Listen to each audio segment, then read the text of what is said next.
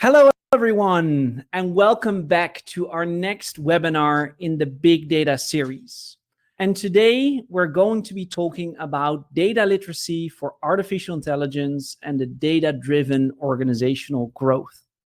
Today we're going to have a discussion, and I am very pleased that I will be hosting this today with two industry experts. Today with me, I have Angelika, who is joining from Europe, as well as Priscila from Qlik, who is joining all the way from South America. So before we get started, I would like to ask both of them to do a quick introduction. Angelika, can I start with you today? Yeah, sure. Well, I'm Angelika Klidas. I'm from the Netherlands, in beautiful Europe. I am an advisor lecturer at the Business Data Challengers here in the Netherlands. We work globally, so I provide trainings and advisory throughout the world. Next to that, just like Priscila, I am a lecturer at the University of Applied Sciences here in Amsterdam, and she is, of course, somewhere else. And I love what I do. Talk about data literacy, help organizations to become data-driven, as they say. Great. So, and I also noted that before we get started, that you contributed to a book. Is that correct on this area? Yeah, I did. I wrote a book together with my buddy Kevin Hannigan, the former chief learning officer from Qlik. He and I wrote a book called Data Literacy in Practice. And as a matter of fact, a second version will be coming out shortly. Oh, wow. That's wonderful to hear. Speaking about Qlik, that might be a kind of a nice bridge towards Priscila. Priscila is the head of data analytics. So would you also do me the honor of providing a brief introduction? So good morning, everyone. I'm Priscila. I'm speaking from Brazil. Today, I'm the head of data analytics of Valorec. It's a multinational steel tube company here in Brazil, but present in many countries in the world. And like Angelika, I'm a lecturer in the post-graduation courses in data fields here in Belo Horizonte, that it's my city. And always speaking about data. And I knew Angelika because of the book. I was looking for data literacy content, and then I found the book and I found her, and now I have a friend in the Netherlands because of data literacy and AI, and it's a pleasure to me to be here with you today. Absolutely. So before we get started with the questions and the Q&A part, how did you first encounter the word and term data literacy? You can go. No, you can go first. Okay. Well, data literacy started out a few years ago. I think about 7 years ago. The term was announced that people should work with insights from data, and that all kinds of soft and hard skills were involved. For me, at that moment, it was a buzzword that suddenly occurred, a marketing term, because I worked already for 35 years with data, and it started out with static lists and turned into the most beautiful tools that we use nowadays. Like we use both Qlik, and that's how we are connected to Qlik.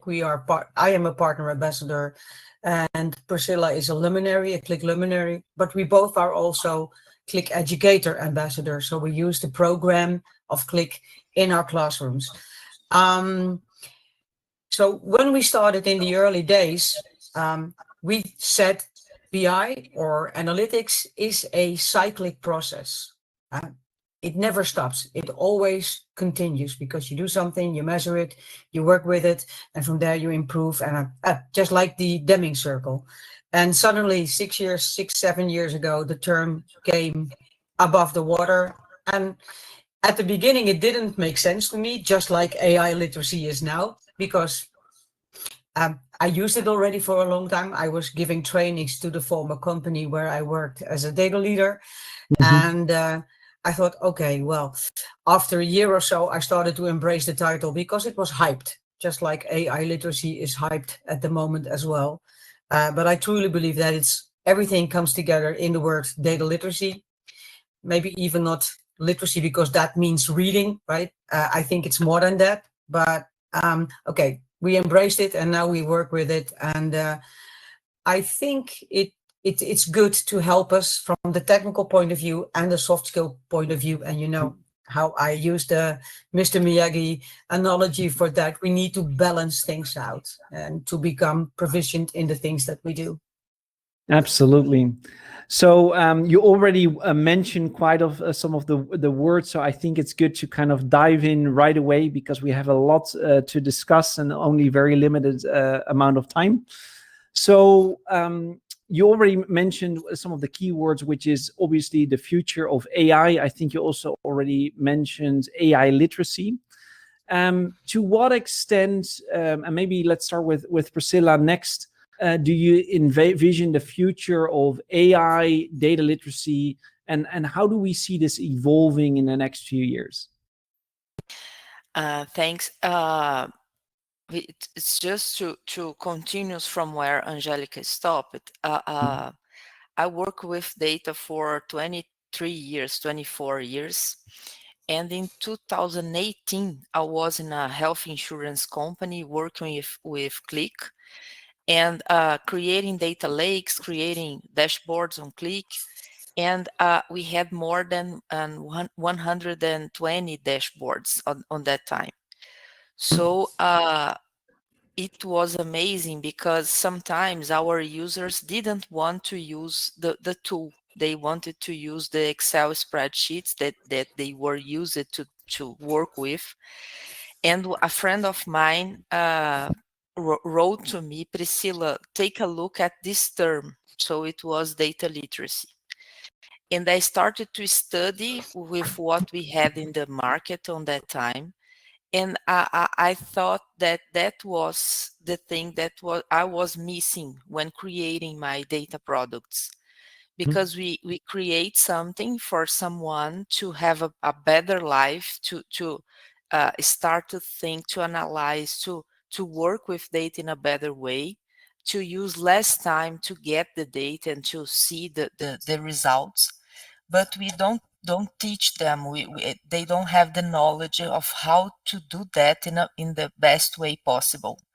So it was clear that something was missing, and for me it was data literacy. It was the knowledge of how to read, how to work with, how to argument with that data that we see every day in our data products in our life.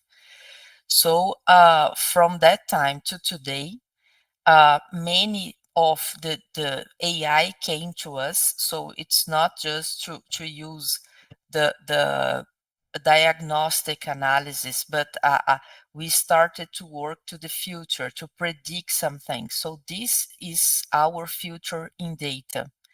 I believe that we didn't explore yet the whole potential of the generative AI. That is something that came to us in the end of 2022. And we have to learn more about the results that the AI gave to us, so to criticize what came. So for me, the next is to continue working with AI in a more explainable way, and to understand how to know what the model is giving us in terms of data. And Angelika, feel free to complement. Yeah, I think AI continues to grow, to evolve beyond our imagination. Many things are possible nowadays. When we think of supply chain, to improve the supply chain elements, or recognizing cancer in a early stage, just by image recognition and the algorithms that are used. I think generative AI, that is a subset of AI, of course, is really transformative for many organizations. And I think in the coming 5 years that will evolve. I hope, though, there will be some kind of leveling when we look at the amazing amount of tools that is popping up like mushrooms. And I believe truly that AI and generative AI will shape our future. As Priscilla and I always say, we will grow from doing things better to do better things. Absolutely, and I think that's a great way to express it. You mentioned generative AI, which is obviously the term everyone is talking about. But do you also foresee other trends specifically in that AI domain that we should be aware of, or that you think are useful to address? Well, yeah, we can look at the awareness of AI and Gen AI included in two ways. We can see what possibilities are there. So there are many possibilities, but also what risks do we see in our line of work and what should be aware of. And I was talking recently to my students, and we discuss, of course, also the tools like ChatGPT or Gemini or others. And they say, I like to use it to brainstorm, but I feel I get lazy from it. So my language improvement or the growth in language usage in English or in Dutch will make me lazy. It's making me lazy. So I have to really think about the things that I do. I have to read it again. I have to adjust it so that my mind keeps on working and that I'm not being lazy of it. And then on the other side, there are so many possibilities because it's really shaping our future, right? And I was reading a message from Mr. Kees van der Tempel. You know, he's a Dutch, very inspirational guy. And he posted on LinkedIn a message where the countries that were using Gen AI or NAI in their work field, and the Netherlands was not even on that list. So we are somewhere at the bottom of the list because I think many organizations still are struggling how to roll that out within their organizations. And sometimes it's prohibited. While there are secure environments, or you can create a secure environment within an organization to use large language model.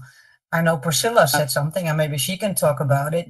Absolutely, because that's one of the key, I would say, pushbacks that I also receive a lot in our discussions with organizations, but also government entities, is basically the fear of sharing data.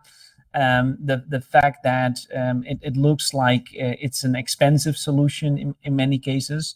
So the research you're referencing, that the adoption is far below, and that there is still a lot of work to be done. I think that's a very valid point that you're making. One of the big misconceptions that I also see is that this artificial intelligence and also data literacy, AI literacy, is a domain which is primarily only for enterprises. And I was wondering if I could pick your brain a little bit around how would AI also impact more small and medium-sized companies? Because these are the kinds of companies that could either gain a lot or might have a lot of trouble competing with AI in the longer run. What's your thoughts? Well, maybe let's move to Priscilla first. Yeah, okay. First, that's cool. I tell this to my students because I'm really working for big companies in the last 20 years. But I can imagine the challenge because we know, as you said, that there are many costs around this topic, and we have to have specialized people to work with the data and to organize things. So I have friends and I have students who works in small companies and said that there is one person that takes care of technology, of data, of AI, of everything that you have inside the company. But it's impossible to us to close the eyes for this reality, because even if I have a small company, maybe my company is in the internet, let's say like that, because someone takes a picture, someone records a video, or someone tells good things about my company or bad things about my company, and this is for everyone to see. So it's important to have this kind of conversation to organize at least the minimum platforms, or because it means cost efficiency. It means that you are competitive in this market. That's important to understand your structured data inside this company and the unstructured data that is outside, as I mentioned. So for me, it's a challenge. We know that, but it's important to at your size to see what is happening, because otherwise you'll be in an island. Yeah. So Angelika. Do you share that as well? Yes. It is already involved in every aspect of our lives, right? Smart homes, Netflix that is using the recommendation algorithms. Spotify is using it as well. So there are many things. For me, I think one of the greatest opportunities that I see at this moment is that I'm testing Qlik Answers. I don't know if you heard of it, Jan-Willem. Yeah. Qlik Answers is a RAG system, and Qlik has really crafted a nice product. And I'm trying continuously to find the link between the analytics world, the structured data world, and the unstructured data world, and how it can improve and help each other to make even better data-informed decisions. And the product is really amazing. Still, it has some small flukes, right? But we can give feedback to the system back so that it can learn. But as I was testing it with one of our mutual friends, Gwendolyn Stamp from the US, we found some elements, and actually we both said to each other when we were testing it, I think about 2 weeks on a Sunday morning, the human needs always be in the loop for the final result or the final decision. And I believe if we have that mindset ready and for organizations, and we have to learn that to the organization, so critical thinking is one of the most important skills. We always should consider the human in the loop, always. Yeah. Well, that human in the loop part is one of the things that I think most people are afraid of, in especially in terms of losing that control. In that case, machines starting to make the decisions. So besides the cost aspect that you just mentioned, one of the primary discussions these days is obviously ethics. And we can probably talk about that for the next 24 hours, because it's I think one of the big questions that we still need to resolve when it comes towards AI. But if you were to briefly summarize it in terms of what are the key considerations that organizations would need to take into account, where would I start? Suppose I'm listening right now live, and I think I would like to establish something. What is a good place to get started? We need to ensure that businesses are transparent and explainable about the things that they do with AI. So they need to have guidelines, models, principles, and I think it's from a very good point of view that we should have DEI in our teams, in our project teams, so diversity, equity, and inclusiveness, because everybody looks at it from a different aspect. And I'm really stoked that the guidelines that are used here in the Netherlands now, the AI Act is live and it's evolving, and the controls will be significant, I believe, in the future. And I'm super stoked that the guidelines are developed, so we know what to do to become to achieve responsible AI, because that is what it's all about. Without regulations, I think there could be some serious issues around the world. Absolutely. Before I move to Priscila to also kind of get your take on that, one kind of quick follow-up question, and this, I know this is just a personal opinion, but do you think that the recently passed AI Act in Europe and Netherlands, is it going to be sufficient to protect us for that ethical, fair use? I think it should be a combination of responsible teams, responsible organizations, and it's helped by the guidelines and or the AI Act that we use. We have all kinds of AI impact assessments, and if we are aware that all these systems are transparent and explainable, I think then we will have a more solid foundation to grow and let the AI Act evolve. And even in America, they are doing things around data usage and so on. Because if you only use a certain amount of data from one specific group, it will never last, because we people are different. Absolutely, yeah. Let's move to maybe another perspective, or at least a different place on the planet. Priscila, what's your take on that? Yeah, it's something that we are studying every day, because we know that we have bias, we know that we have to be fair with the data that we have. So it's important, as Angelika mentioned, more and more to have transparency when we are doing things and using data. So which data are we using?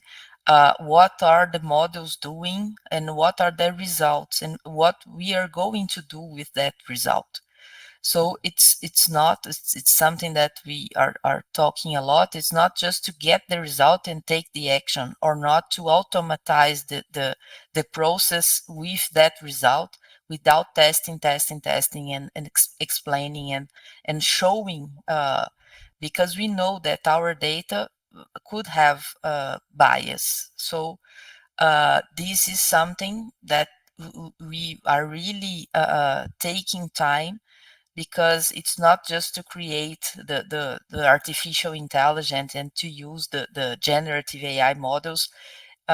We have to know what we are doing. So things about data anonymization, compliance, data minimization is something that we are still discussing, because we know that we are facing many years ago, 10, 20 years ago, the data were inside the organization. We just have that data and that's okay. But now we have the world, so it's important to create this awareness, because as Angelika mentioned too, the awareness will start with us. I know what I'm doing. I know that's important to have a guideline, and the company knows and shows what can be done and not. And we are more maybe protected when we have this kind of awareness. Absolutely. Maybe kind of a follow-up question to that, because in terms that we see in protection or regulations that we set for artificial intelligence is something that we can technically solve. So for instance, bias is ultimately something that we could address through technology. One of the other key aspects that comes into play is the privacy aspect. And just before we started this session, we kind of referenced that we are participating in this webinar from 3 different locations all over the planet. I'm in Asia, Angelika is in Europe, and you're in the Americas. So the concept of privacy and specifically the regulations around privacy is completely different in different parts of the globe. Yet we have this uniform global AI technology.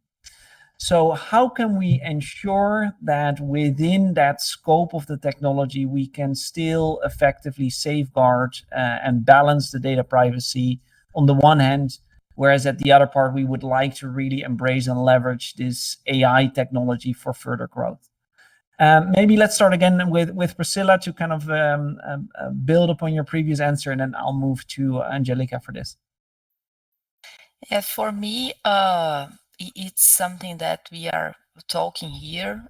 More and more, we have to be aware that all of this that is amazing. That's something that we were talking before. It's amazing to be here in different time zones and different places discussing one subject that impacts us all.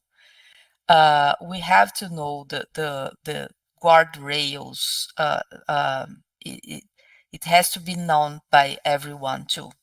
So more and more, if you have transparency and documentation and education around that where we arrive in the AI literacy part, let's say, more will have safe products and safe things to work with. Absolutely. Let's switch to Angelika. What's your take on the privacy aspect in AI? It's definitely something we have to take care of. We have to follow the rules from where we are, because there are everywhere around the globe, there are rules around safeguarding data and data privacy. And I truly believe we have to think of the threesome. I think of it as a threesome: information security, privacy, and ethics. At the most early stage of the project that we are going to do, at the ideation phase. So you can have a simple checklist. There is a checklist in the book that we provided for free that everybody can use. So if you embed that in your ideation phase, you know that you have to get that team together with the DEI awareness in it, so people can look at it from different perspective.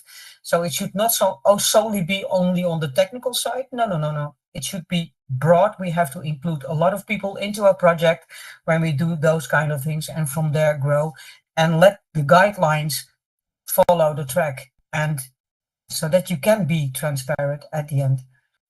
Absolutely. So one of you're referencing the book. The reason that we're having this discussion today is because both of you are very active when it comes towards data and AI literacy. And I'd like to dive a little bit deeper into that specific aspect.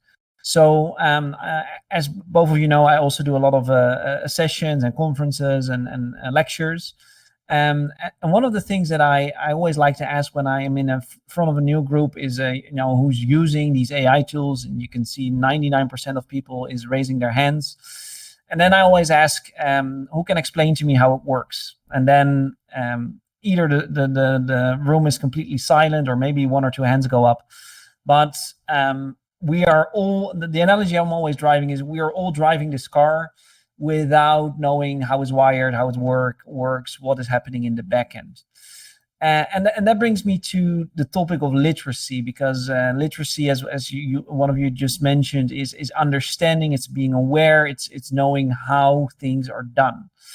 But especially for people who don't have any technical background or non-technical stakeholders in an organization, how can we explain in a transparent and easy way what AI is doing, how it works, and how we can make use of that in a responsible manner, as we just established, for making sure that it's going to do some good? Maybe let's start, Angelika, because you wrote the book, so let's start with you. Oh, that's a tricky question, to be honest. Well, I'm here to ask all the difficult questions. yeah, I know. I think data literacy is the ability to read, argue, and be critical when it comes to data things. From my perspective, AI is fueled by data in a structured and an unstructured way. So data literacy comes in place in every aspect. Many times we see organizations starting just buying a tool and do amazing visualizations. And then they think, oh, we need to have data management in place. And then, oh, by the way, we also have to take care of our organization that needs to follow and embrace data and working with data. So organizational data literacy. And from there, we start the educational programs within an organization. So I think it's a foursome. That's also written in the book. And sometimes those lines go crisscross.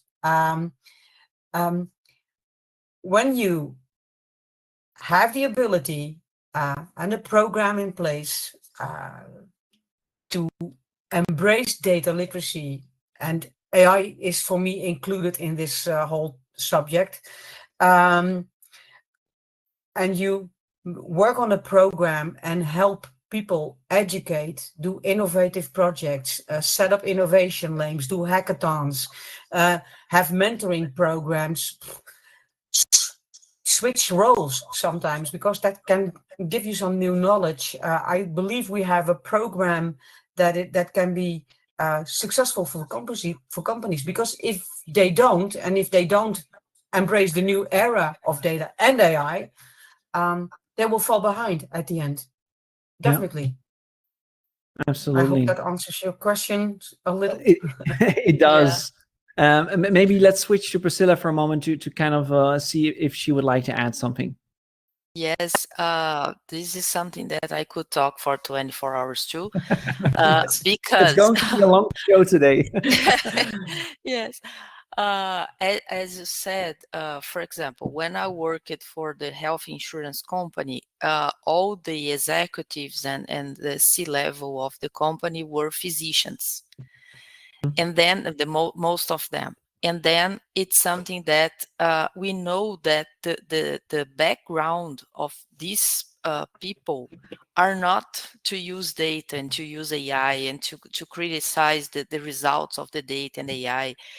And one thing that I want to mention that's impossible not to talk about is data quality, because many of the people want the data product in the end, the result of the model, the dashboard, but they don't know that the quality of the data they are using is not good, so the result will not be good. So this is something that you have to explain to people. And as you said too, we know that when we talk, for example, about statistics, many of the people, oh my God, I don't want this. I don't want to use this. Now it's good because everybody's talking about that. This is the opportunity that we have to spread this voice. But 4 or 5 years ago, we didn't know what was that. We know that we had some good product. You saw your performance inside a data product, a dashboard. But many people look at that and, okay, I'll not do anything with that. I don't know these numbers. I don't know what to do with that. So I will continue use my feeling, my past experience, and I don't care about the data products. But now it's different. People started to understand that we really can change the way we do things, but they have to learn, and this is why it's important to have data and AI literacy programs. It's a unstructured way inside the company to say, oh, we have a specific learning about data, about AI. It's not technical. You will not learn how to program, to create the algorithm, nothing of that, but you will learn how to use it. And this is the key, in my opinion. Yeah, I'd like to pick your brain a little bit more around those data and AI literacy programs. So you mentioned them a few times, and Angelika also just mentioned the need for education and the need for awareness programs and doing that. And one of the questions that immediately that brings to my mind is how do you set up a program like that effectively? But also in such a way that you can explain the value or return on investment or whatever you want to call it to the business for the value that these kinds of initiatives bring. Let's start, maybe continue on your previous answer, Priscila, and then we'll move to Angelika. Okay. I am now at maybe my 50 program, maybe 60 in my career. And this is one question that always raised, because it takes time. It's an effort to create, and Angelika can tell this more than me. You have to stop people what they are doing to train. So I'm working here and I have to stop because I have a training now and I have to be fully inside that movement. So we create some performance metrics because it's important that in the end we have to generate value for the company. For example, if I do something today about my sales, maybe I will look at this in a different way when I learn how to deal with that data, and that my sales will increase because now I understand the situation, because I am a data-driven person. I learned how to be a data-driven person. So we always look to what is doing the company right now, and after the program, we see the increase of the use of the data tools inside the company. It's another way to measure if we were efficient in our program. And the most important thing is to measure the business outcome. We have to understand and to get feedback and to organize tests in the beginning and in the end of the programs, because in the end people need to do things maybe in a different way, or I heard a director told me sometimes in the past that he was blind, and after the program he came to light. He could saw what was happening. So it's amazing. That's a really good analogy. Angelika, Yeah. would you like to build on that in terms of your experience as a teacher as well? Yeah, I think the outcomes can be either qualitative and quantitative. When you look at the ROI of data literacy programs, just think of the time saving. When people save 30 minutes a day based on a task that is that was done manually and is done now by data and even in combination with Gen AI, can you imagine what the outcome will be in 1, 2, 3 years? And even the better decision making, the measuring the programs that you run, like how many people use the e-learning system, or how many people did follow this training or this training or this training. Add to your project as well the implementation phase, because that's most of the time forgotten when you talk about data projects. We just say, here it's the project is ready, good luck with it. But we should spend 2 hours just explaining the dashboard and how they can answer some use cases that you have crafted for them in the data environment. And now, even when, and I refer again, I'm so sorry, to Qlik answers, because if we found relations between the structured data environment of Qlik and the unstructured data environment of Qlik, and we are developing use cases with a group of people, how to answer the questions that can occur from a analytical point of view, like an insurance company needs to assess and mitigate risks. So, and then you will discuss the approach from an unstructured way, but also from a structured way. And then you can define the business value. And when you find the business value, you can make it either qualitative or quantitative. But, and from my personal opinion, when something is qualitative, you can even turn it around into dollars or euros or whatever. And I think when we have the ability to do so and combine those two amazing worlds together, and it's going to bring real value. Yeah, absolutely. Exactly. Yeah. So when you reference a data literacy program, I'm trying to wrap my head a little bit around then on what does that look like? What are some of the key topics that are covered in such of those programs? But also, how do you deliver that? Are there any kind of more innovative ways in which you can set up these kinds of training programs or data literacy programs? Because I assume that this is not just slides and an instructor that you kind of takes you through it. No. Let's start with that. More. Yeah, it's more. Yeah. Can you give a bit more insight around that? Yeah, I'm doing a program now where we think of several elements where the human is important, right? Because when you design a data strategy, it has plateaus or several sections in the growth of an organization. And for me, it's very important that the people are first, period. Mm-hmm.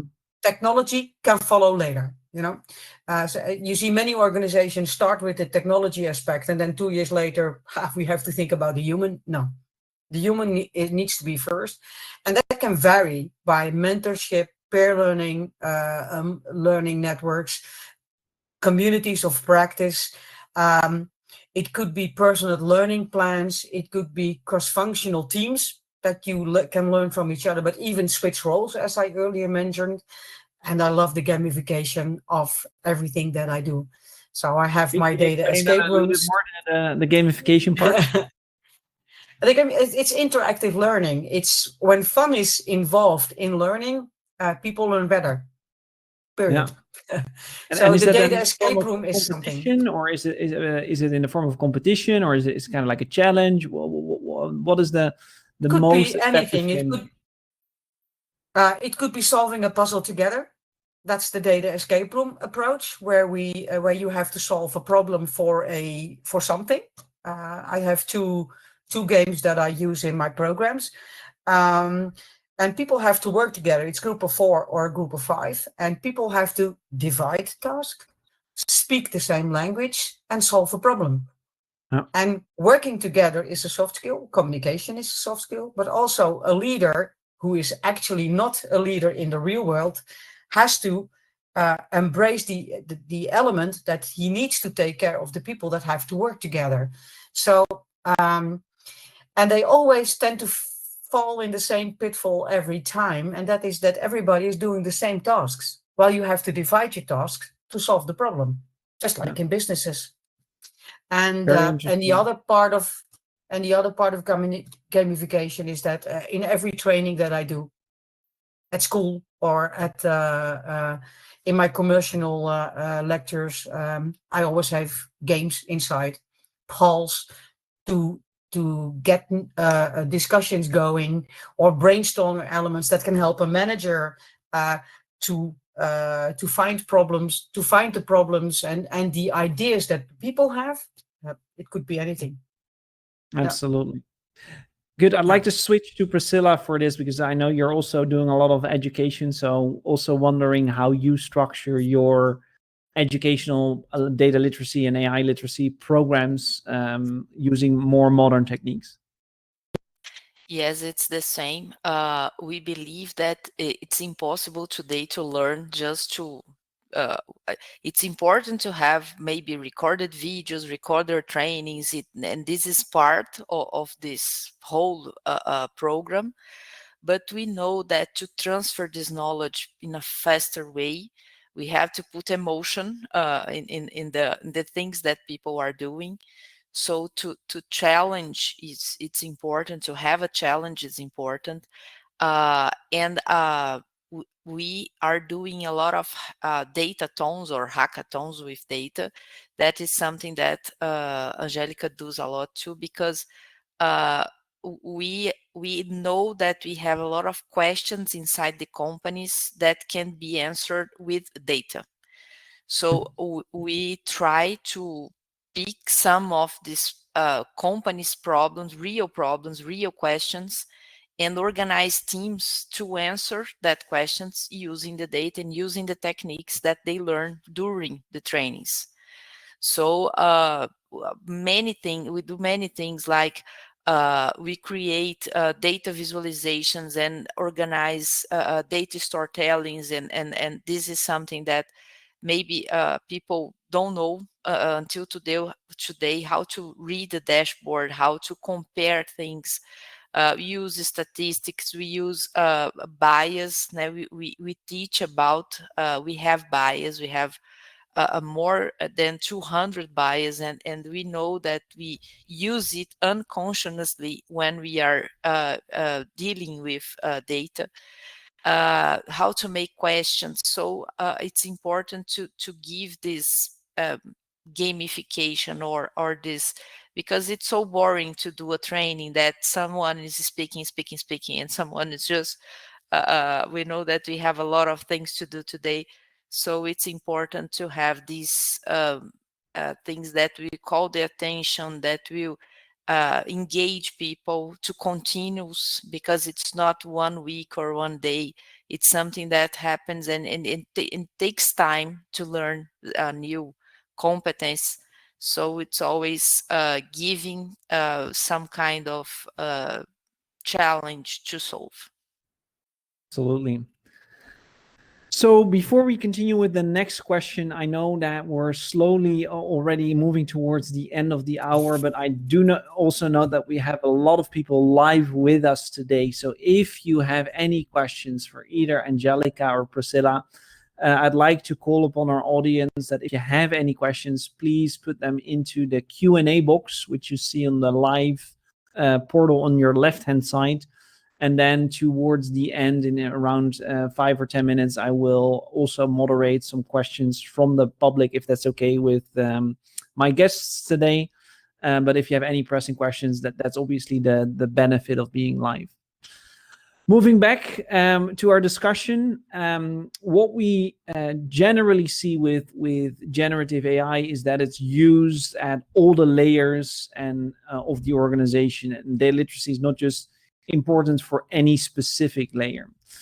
I'd like to move for a moment towards more of an executive decision making, and the way that AI data literacy is going to help with better and more strategic decision making. Now, maybe let's move to Angelika for a reason. In what way can data literacy, AI literacy also help us make companies more effective at the most strategic, let's say, the CEO level? Well, as you, as Priscila already earlier mentioned, when people start recognizing things, things fall together and the puzzle is complete. And when CEOs or directors or have that mindset, they can do amazing things. I did a course for a big accountancy firm. I had 40 people in my room, senior leadership and the guys that do the work. And I always do my trainings with interactivity, as I said, polling, questioning, a little bit nagging to get discussions going, but also the practical examples that I've used during my career, and the successful ones, they can get ideas from it. And I remember at the end of that course, we had a lunch, and the director came to me and he said, "Angelika, you gave me so much ideas. I never knew that I could combine data from various systems." Yeah. So when they recognize the usefulness of data in the various forms and how relevant it is in their work, they can think of very innovative concepts. But to be able to do so, things around the organization need to be in place, and that is truly important, because when you have data and data becomes information, we have something in between called information security, privacy, and so on. to actually get into change, it's change management, but also the strategical thinking needs to be in place. So all those roles needs to be in place. But I think, and I know, it can bring a lot of potential to customers, to organizations, so that they can be successful at the end if they understand the principles and get ideas from the ideas that Priscila and I provide to the public. Yeah, when we absolutely. present, because that is what we do, inspire. Yeah. Inspire, absolutely. Well, I think this is already a very inspiring conversation. Let's kind of reverse the question and then let's see that from Priscila's point of view. So, is there also a risk that we would say that companies start to rely too much on AI, and is there a risk there that executives are going to base their strategy on AI models and then basically execute them without the due diligence that's necessary behind that? So, Priscila, what's your take on that? Yes, I think we cover these topics here because we cannot look at the result and not have the critical thinking. That is something that me and Angelika talk a lot about the result. It's not just to pick up that and take the decision and because all of us want to better results in our daily jobs. And even if I am a executive or I am in the operational, let's say, part of the company, we want better results in our process, and data and AI can give this help to us. But it's to put together the things that we know, the experience that we have with data. It's not just experience and it's not just data. So it's connected. Very, very good. I think having that critical thinking is always going to be a good idea, no matter what any kind of AI model is going to say. Before we wrap up our discussion today, I also would like to move briefly to some of the questions that came in from the live participants. So let me start with the one that I think is personally very interesting. And that one is from Mustafa. The question is there a way to measure or assess data literacy maturity levels in an organization? Angelika, I know that you already put something in the chat behind that, but obviously for the people who are listening and they cannot see that, so maybe can you explain that a bit more in detail? Yeah, I have developed together with my friend Kevin 2 types of assessments. The personal one, to see and follow your personal growth in data and literacy in this case, but also the organizational assessment we have created. And from there you can find topics that you need to work on. And that's an advice that we can give from the Business Data Challenges. So they can go to www.businessdatachallenges.nl and then go to the section Academy, and there you will find the two types of assessments, and you can do the assessment and find out on what level you are, and from there you can find out on what you have to work. Perfect. We will make sure that everyone that is listening will get the answers to this and the link as well in the follow-up email. I also see another question from Chikondi, if I'm pronouncing it correctly. And the question is, can I ask a question? Of course you can. Just place it into the chat or in the Q&A box. And then I will be happy to pose that to our presenters here today as well. We're almost out of time. And I know we already referenced that we can easily extend this for another 23 hours to do this around the clock. But I would like to end with a question that I always like to ask in these kinds of sessions is, if you would need to give advice to your 20-year younger self around the way in which data literacy, AI literacy is really going to change or reshape our world, what would be your key piece of advice? And maybe let's start with Angelika and then let's move to Priscila. Oh, me 20 years ago. I was already in the data world, so that's cool. Actually, I am a late bloomer, so I'm 62 years old. I got my graduation with honors at the end of 2007, beginning of 2008. Keep on learning.